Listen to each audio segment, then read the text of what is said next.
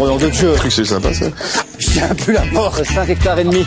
Avant ça, il était proctologue. Si tu te prêtes. Mais pas trop mouillé.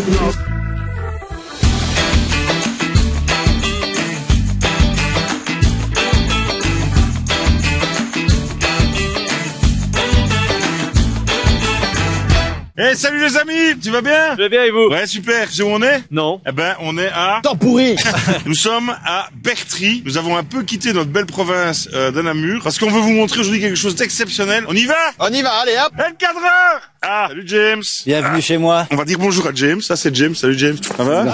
Viens me faire une bise. Ne fais pas la bise. Allez, fais exprès. Oh, je tombe dans la boue. Allez, tu m'embrasses. On est chez Charbon.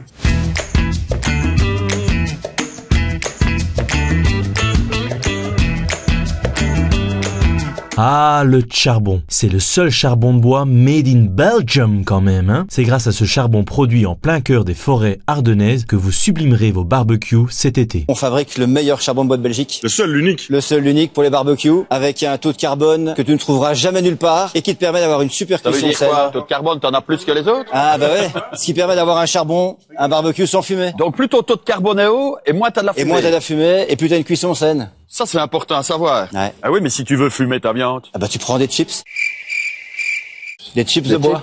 Ah, des chips de bois. Le symbole du Luxembourg, là-bas. Aïe, aïe, aïe, aïe, aïe. Hey, il m'a mouillé l'entrecuisse. James, il a aussi une autre activité qui fait du bois. Et donc, il a imaginé faire du charbon il y a quoi, 3 ans maintenant? On produit depuis 3 ans, ouais. Pourquoi? Parce que tu avais des chutes de bois Ouais. dont tu ne savais que faire. Ouais. Putain, j'ai mon fondement Alors, qui est trempé. la fendeuse, c'est l'étape numéro 1. Il faut savoir La que caméra. toute l'énergie que l'on utilise pour sécher notre bois provient des déchets de bois que l'on a valorisés sur le dessus du site. Ils vont être brûlés dans une chaudière biomasse. Je vais vous montrer les entrailles de la chaudière biomasse. Cette chaudière biomasse produit de la chaleur à 115 degrés qui va être envoyée sous pression dans les séchoirs. Cette chaudière biomasse Oui, mais ça, donc, c'est des déchets que tu Alors ça, c'est de la récupères. biomasse. Oui, mais c'est qui t'emmène tout ça? C'est moi. Ah, Eh, c'est ça, tu n'as pas écouté. Il n'écoute rien du tout. ah ouais. Et ça, c'est quoi? Bienvenue dans les Ça, enfers. c'est une chaudière biomasse sur lit fluidisé. Waouh. Et ça sert à quoi? Ça sert à chauffer de l'eau à la fendeuse. Ça, tu reprends une Eh, poignée. comme émission, hein. pas à Loupiote. Ah oui, parce que maintenant on a un nouveau surnom, hein. Donc notre nouveau cadreur, c'est Loupiote. Je Loupiote. Je suis hyper content. Tu vas imaginer le site comme une porte d'entrée qui va digérer toute une série de qualités de bois. Et les qualités qui ont le moins de valeur, eh bien, ce sont celles qu'on va utiliser pour fabriquer du charbon de bois ou du bois de chauffage. Sec séchoir. Sec séchoir. On va passer ces morceaux de bois dans la vendeuse verticale. Avance le bras. Vas-y. Ah, mais je croyais que c'était moi qui actionnais le... Ah ouais? Et je fais marche arrière. Je suis engagé pour demain. Ces rondelles de bois vont être fendues pour être converties en bûches. T'as montré l'intérieur du bois pour bien montrer que c'était des déchets. C'est pas valorisable, hein, ça. Ça va être de la bûche, ça. Vous entendez?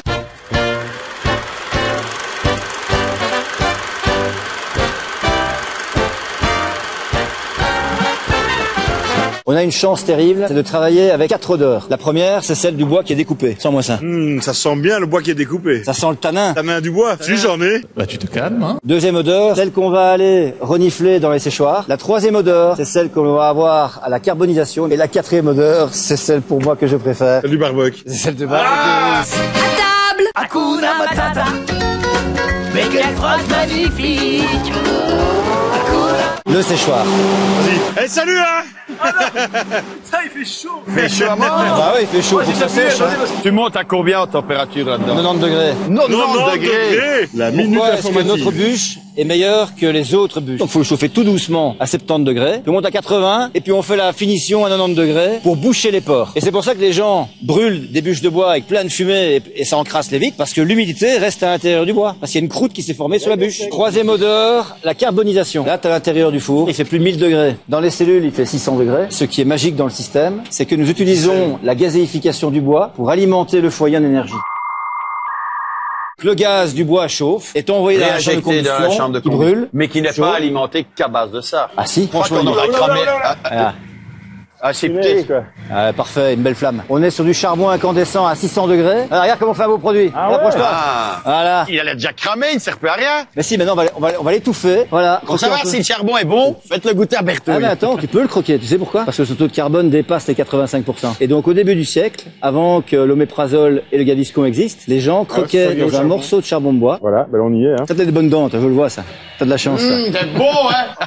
Ben évidemment, on mange pas de charbon. C'est un but thérapeutique, imbécile. C'est pas vrai, ça fait une demi-heure que tu racontes. Il a tout croqué. Regarde ça. Sa langue. Ah, c'est vrai. Ouais, c'est vrai, c'est vrai. Regarde toutes tes dents, elles sont maintenant avariées. Pour recevoir mes agréables convives, j'ai été chercher quelques champignons en forêt. Là, ça va, là, ça va. Ah, c'est parfait. Ça. Coupe le pain. Je vais servir là-haut. Ouais, Là-haut. Oui, mais moi, ce que j'aimerais bien, c'est que le pain, mettre dans le beurre. T'as mis un peu d'ail? Oui, j'ai mis beaucoup d'ail. Non, dis-tu. Il est stressé, Xavier. Oui, mais c'est important. Hein. Et les toasts aux champignons, c'est très, très important. Un peu de publicité. Miam, miam, miam, miam, miam. Tiens, Et c'est santé vrai que les c'est vrai que amis, j'ai santé soif. Nico. Attends, je n'ai mis que de la Vous mousse. avez compris la blague, santé les amis, santé Nico. Non, j'ai pas compris. Bon, c'est pas grave, je t'expliquerai. T'es pas drôle, tu fais même pas rire. James, question rituelle dans notre émission. Peux-tu nous donner ce que tu préfères faire au barbecue avec ton charbon comme recette? Ben, figure-toi qu'on est en train de la faire. On est en train de préparer une poêlée de champignons avec Une poêlée ou une poêlée? une poêlée Une poêlée ou une avec poêlée? des magnifiques côtes à l'os ramenés de nos amis de chez Roland. Oh là là là. Eh là, arrête. Tu vois, ils sont encore Il y a un vivants. problème, c'est qu'on a 4 saucisses et on est 5. Il est végétarien l'autre là-bas, donc. Non, je savais que le cadreur était végétarien. Sans déconner. Attends. Et les végétariens, ça mange des champignons? Je me sens persécuté. Je suis un être sensible. Mais susceptible. On va partir avec ton produit, tu sais nous filer un sac de charbon. Magique! On va où? Ben, au grill des tanneurs. On se retrouve là-bas pour un bon... Qu'est-ce qu'on Ah, et alors ici, on se retrouve à Namur, on respire mieux. Hein. Et donc, explique un peu où on est, Xavier. Toi qui connais Namur comme ta poche. On est dans la rue des C'est tanneurs. le simple, car regarde ce beau bâtiment. Le père Bouvier, qui n'était pas père abbé, hein, c'était le père des enfants Bouvier. Ouais, ouais. Il a racheté l'ensemble, c'était tous des bâtiments qui étaient à l'abandon, pourris, c'était Dégueulasse. délabré, et il en a fait un magnifique ensemble. Vas-y, voilà, là, tu sens déjà, on sent l'odeur du feu de bois. On vous présente Pipo, le Enchanté. Chief Barbecue Officer, le restaurant des tanneurs.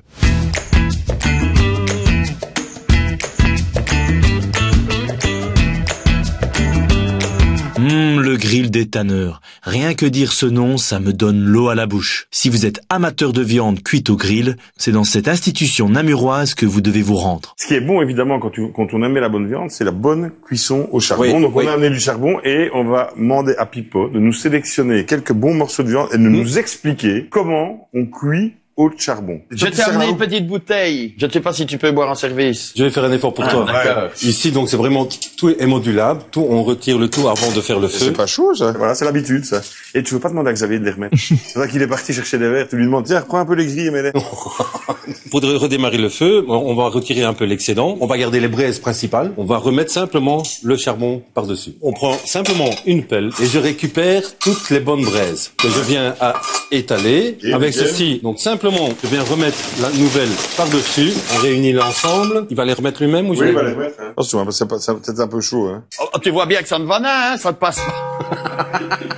Attends, je vais me faire petit. Oui. Il y arrive pas. Ça ne passe pas. Ça ne passe pas. On annule l'émission, ça ne passe pas. Là, on rentre dans le sérieux, on montre un petit peu le frigo à maturation. Wow. Viens voir. Du Black Angus, de la Galice, de la Charolaise. Et alors, on a celle-ci qui est la pire rouge des fagnes. Toi, tu les reçois non maturés et tu les matures ici. Pas spécialement, non, ça Ah, c'est dépend. les deux. C'est les- Parce que les galices en elles-mêmes, elles sont tellement bien maturées que je les prends telles quelles. Moi, je ne sais pas ce que ça veut dire maturer, vraiment. Jamais su vraiment. Ben voilà, mais Je sais qu'il y a des gens qui ne savent pas. On a quand même déjà fait une petite dizaine d'émissions et je pense que c'est sa première question intéressante.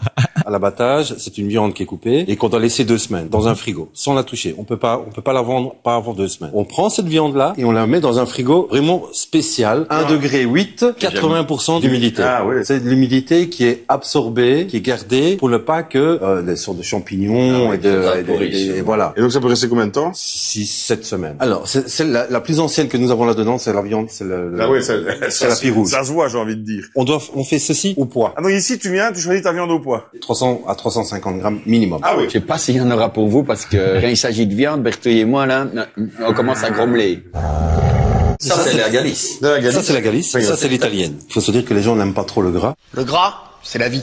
Oui, oui. Et toi, t'es plein de vie, hein. Mais moi, je suis super plein de vie.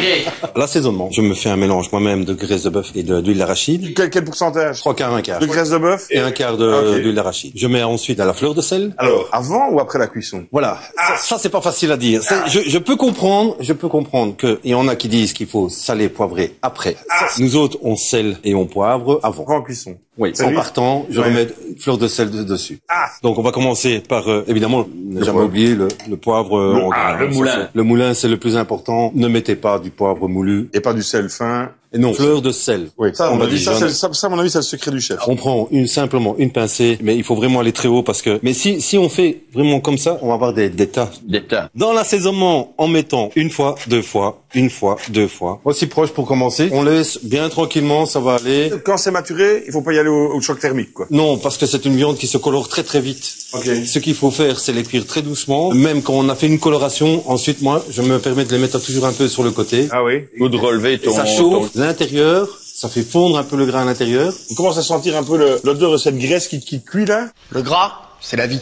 Et donc, on retrouve l'avantage que parlait James, c'est que la seule fumée qu'on a, c'est les graisses qui brûlent, mais le charbon, il est tellement carboné qu'il y a peu de... Ne me dis pas que t'as écouté ce que James disait. Regarde, je vais retourner. Oh, bien marqué, c'est beau. Tu vois comme elle a déjà pris? Ah oui. Il faut vraiment garder cette couleur-là. Donc, ça ne doit pas cuire trop vite. Pas que ça sente la bœuf. On regarde.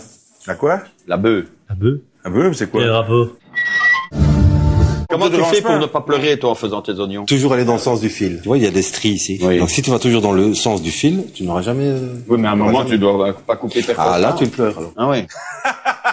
Et on va venir sur la salade. Donc, c'est la petite préparation que je fais sur les assiettes chaudes et tout. Donc, on a un petit bol ici. Un peu de salade, on met un peu, donc c'est de la frisée. J'ai ma petite vinaigrette que je fais moi-même. Des oignons rouges, du vinaigre de framboise, de la moutarde et de l'huile d'arachide. Il faut mettre des choses simples avec les beaux morceaux de viande. Oui. Hein. Ce sont des pommes de terre qui sont cuits à sec. Elles sont cuites au four à air pulsé. Il n'y a pas d'eau, il n'y a rien du tout. Et n'oublions pas la viande. Je mets... tiens. Tu as vu la belle couleur qu'elle a, là? Et je viens les mettre directement, ça dépend de la vitesse où on va. Le côté d'abord qui doit être coloré sur la braise. Voilà. Ça dit soif. Mais écoute, je pense qu'on a vu un petit peu le tour. Mais attends, hein, avant de manger. Non, toi. je ne serais pas attendre. Mais on attend, le bénédicité. Je groupe. Là, ce qu'il y a, c'est qu'il a oublié, voilà, on va mettre ça comme ça. On remet un petit peu de sel. Voilà. Je vais faire les deux assiettes, comme ça vous allez pouvoir goûter. Voilà, elles sont en train de se craquer, comme on dit. Et on met, moi j'ai du beurre ici. Même chose, je prends un petit bol, je les mets comme ceci, 3 comme ça, de beurre de bœuf. Et par-dessus, je remets. Ah oui, pour que ça fonde bien. Voilà. Donc ça, c'est rappelle-nous, c'est la Galice, hein, ça? Celle-ci, c'est la Galice. Ça, c'est espagnol. C'est exceptionnel. Ah, donc c'est mes deux assiettes. Bonne dégustation. Allez, on se magne ici parce que j'ai faim, moi. Vous avez pas faim, vous, les gars? Après, nous. Ah oui, n'oubliez Ah pas ben qu'on oui, va mais faire la- après, vous, on vous lancera des Je me restes. mets là-bas, je me mets. Tiens, mon fidèle. Ah, grand merci, Seigneur Hubert.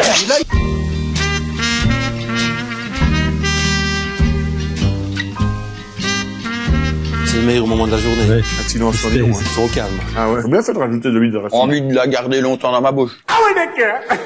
Ah d'accord. On va dire merci à Pipo. Avec grand plaisir. Merci pour ton accueil, merci pour tous ces bons conseils sur la cuisson du barbecue. Moi, je sais déjà que ça, Antoine, il adore. Et donc, Antoine, la petite question du jour, c'est quand tu fais un bon barbecue chez toi, que tu as fait une bonne côte de bœuf, que tu es avec des copains, qu'est-ce que tu sors? Mais pas des petits bouquets de fromage, quoi. Un gros morceau qu'on met au milieu de la table et tout le monde se sert dedans et poigne dedans, quoi. On se retrouve la prochaine fois sur un bon qu'est-ce qu'on soupe. Salut les gars, j'ai entendu dire que vous aviez mangé de très belles viandes, plein de goût, plein de bonne humeur, plein de convivialité. J'ai un truc du même délire à vous proposer.